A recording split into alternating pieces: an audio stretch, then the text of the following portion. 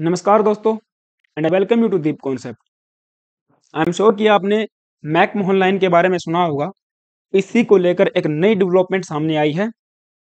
Development ये है कि यूएसए ने रिकॉग्नाइज किया है मैक मोहन लाइन के अंडर में आने वाला जो भी रीजन है as integral part of India.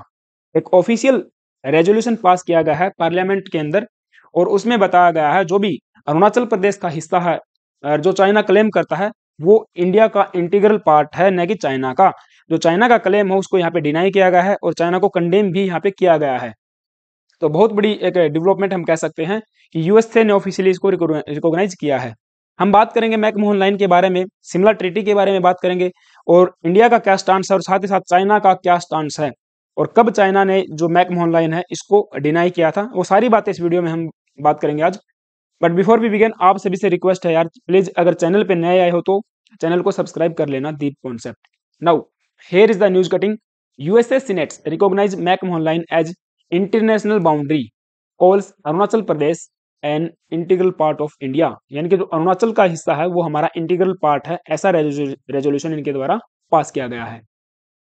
Next news ये थी, ट्यूसडे की बात हो जाएंगी। तो ट्यूसडे को फॉर्मली यहाँ पर रिकॉग्नाइज किया गया है मैकमोहन लाइन को as the international boundary between the India's Arunachal Pradesh and China right now. Okay, और बीजिंग का जो क्लेम है ऑन दी अरुणाचल प्रदेश या फिर नदर्न ईस्टर्न स्टेट की ये जो वाला पार्ट है चाइना की टेरिटोरी में फॉल करता है, इसको यहाँ पे डिनाई किया गया है, इसको कंडेम यहाँ पे किया गया है। एक बाई पार्टीशन रेजोल्यूशन को पास किया गया सीनेट के द्वारा। अभी इसको इंट्रोड्यूस किया गया था लास्ट मंथ, पिछले साल इसको इंट्रोड्यूस किया गया था जब एक क्लैश हुआ था between the India and China in the Tawang region. तो उसको देखते हुए यूएसए की सीनेट के अंदर ये वाला रेजोल्यूशन लाया गया था और यहाँ पे बताया गया कि Arunachal Pradesh as an integral part of India and also supporting India's sovereignty and territorial integrity. Right, very good.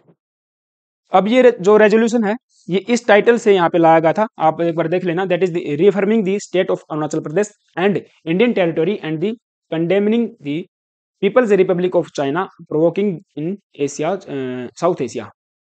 अब देखो थोड़ा सा मैं आपको इतिहास बताता हूँ। चलो इतिहास बताने से पहले एक बार हम लोग देख लेते हैं ये जो मैकमोहन लाइन है ये कहाँ पर पड़ती है। देखो, अगर ये वाला जो आप देखोगे हिस्सा भूटान के साथ में जो हमारा लगता है, भूटान से लेकर ये वाली जो पूरी लाइन है, ये जो बाउंड्री है, इसी को मैकमोहन लाइन के नाम से जाना जाता है।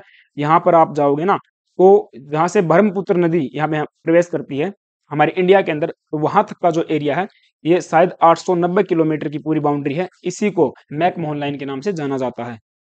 बाकी जो हमारे वेस्टर्न में है, जो जम्मू एंड कश्मीर के अंदर, लद्दाख के अंदर, उसको हम एलएसी के नाम से जानते हैं, that is line of actual control के नाम से। और मैकमोहन लाइन ये दूसरी हो जाएगी। जो तिब्बत वाला हिस्सा है, तिब्बत के साथ में जो लगता है वो वाला।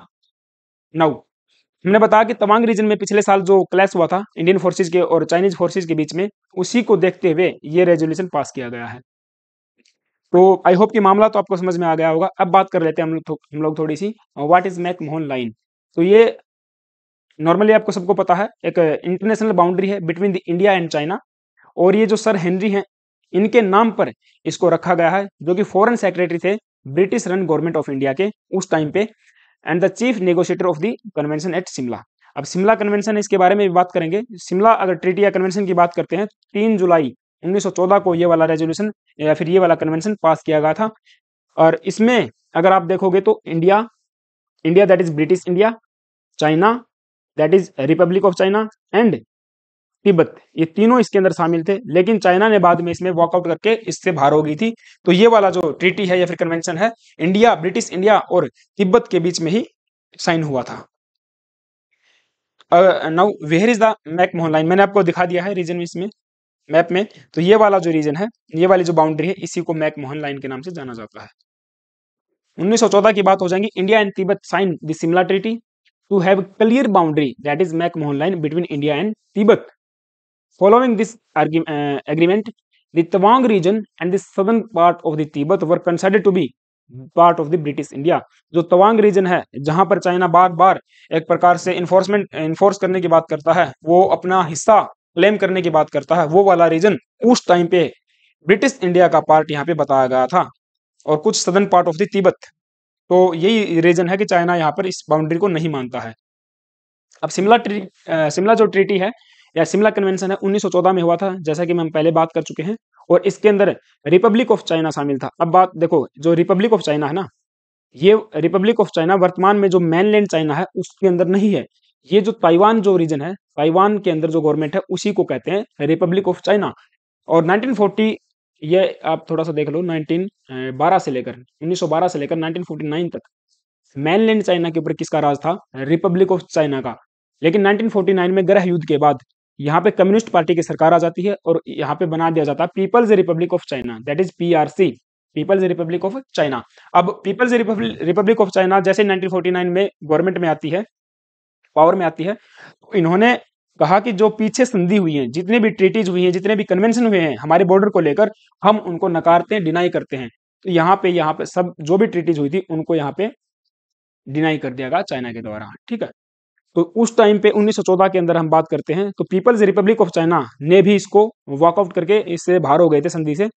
फिर ये संधि तिब्बत और ब्रिटिश इंडिया के बीच में साइन की गई थी, राइट नाउ, ओके। तो ये सारी बातें थी। इसका एम क्या था? जो तिब्बत है उसकी सोवरेनिटी को बरकरार रखना है, क्योंकि चाइना तिब्बत के ऊपर अपना बार बार अधिकार दिखाता आया है। Now apart from these, recognizing the McMahon Line, the resolution also condemned Chinese provocation in the region, including China's use of military forces to change the status quo along with the line of actual control। यानी कि China जो line of actual control के पास में status को maintain नहीं रखता है, बार बार वहां पे अपना अधिकार जमाता है, एक प्रकार से मिलिट्री फोर्सेस को वहां पे तैनात करता है ना, इंडियन फोर्सेस के साथ में वहां पे क्लैश होता है। तो उसको एक प्रकार से यहाँ पे कंडेम किया गया है ब्रिटिश यूएसए की गवर्नमेंट के द्वारा, यानी कि यूएसए के सीनेटर के द्वारा, ठीक है, रेजोल्यूशन पास करके। साथ ही साथ जो चाइना विलेज का कंस्ट्रक्शन करता है, कहां पर? अरुणाचल प्रदेश के हिस्से में, जो अरुणाचल प्रदेश के बॉर्डर के पास में। पहले अगर आप देखोगे वहां पर कोई भी गांव नहीं था, कोई भी कंस्ट्रक्शन वहां पे नहीं था, लेकिन सैटेलाइट इमेजेस के सहारे अब ये पता चला है कि वहां पर बहुत सारा कंस्ट्रक्शन का काम चाइना के द्वारा कर दिया गया है। दूसरी बात, जो मंदारिन लैंग्वेज के अंदर ये क्या करते हैं? पब्लिकेशन करते हैं मैप्स का, और उसमें जो सिटीज है हमारी अरुणाचल प्रदेश की उनका नाम दर्शाते हैं। तो ये वाली बात है, इसको भी यहाँ पे कंडेम किया गया है। And expansion of the Beijing's territorial claim over the Bhutan, Bhutan के ऊपर भी ये लोग अपना जो क्लेम करते हैं कि ये भूटान भी हमारी टेरिटोरी है, उसको भी यहाँ पर क्या किया गया? कंडेम किया गया है। बहुत सारी बातें यहाँ पर आई हैं, सामने निकल के आई हैं। अब इसका सिग्निफिकेंस इसलिए हो जाता है क्योंकि ये वाला जो बिल पास किया गया है, ये डेमोक्रेटिक एंड रिपब्लिकन दोनों पार्टीज ने मिलकर किया है, ठीक है। क्योंकि आप देखोगे यूएसए के अंदर तो दो मेन पार्टी है वहां पे, डेमोक्रेटिक एंड रिपब्लिकन, तो दोनों ने मिलकर इस रेजोल्यूशन को पास किया है।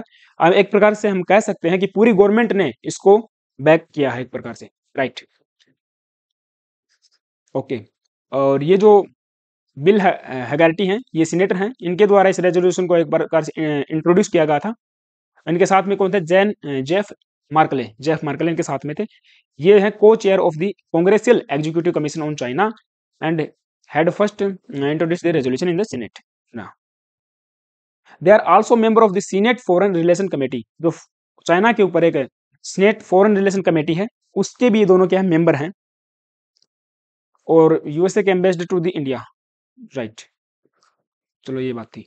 अब इसका इम्पैक्ट क्या रहेगा? देखो, इम्पैक्ट इसका बहुत बढ़िया रहने वाला है। This resolution strengthen bilateral ties between the USA and the India in all spheres. हमारे जो भी बायलैटरल संबंध है यूएसए के साथ में, इनको और भी ज्यादा इंप्रूवमेंट मिलेगा, बूस्ट मिलेगा। जो हमारी डिफेंस टेक्नोलॉजी में और एक प्रकार से जो डिप्लोमेटिक टाइज हैं उनको भी यहाँ पे स्ट्रेंथन किया जाएगा, बूस्ट मिलेगा, है ना। And it also enhance multilateral cooperation between the two countries. और जो हमारे क्वाड कंट्रीज है, क्वाड के अंदर आपको पता होगा 4 देश हैं, जैसे कि USA, Australia, Japan and India. उनके भी बीच में जो डायलॉग एंड अलायंसेज हैं उनको भी यहाँ पे बढ़ावा मिलेगा। साथ ही साथ association of south east nation, यानी कि आसियान की भी यहाँ पे बात की गई है कि आसियान के जो मेंबर हैं उनके साथ भी हमारा रिलेशन अच्छा होगा। इंडो पैसिफिक में एक प्रकार से चाइना का जो दबदबा है, या एक प्रकार से हम कह सकते हैं चाइना जो आपका क्लेम करता है उसको भी यहाँ पे कम किया जाएगा, रिड्यूस किया जाएगा। तो ये सारी बातें थी। आई होप कि आपको चीजें समझ में आएंगी किस प्रकार से वे फॉरवर्ड हो रहा है। तो thank you guys, have a nice day, stay tuned and stay with us.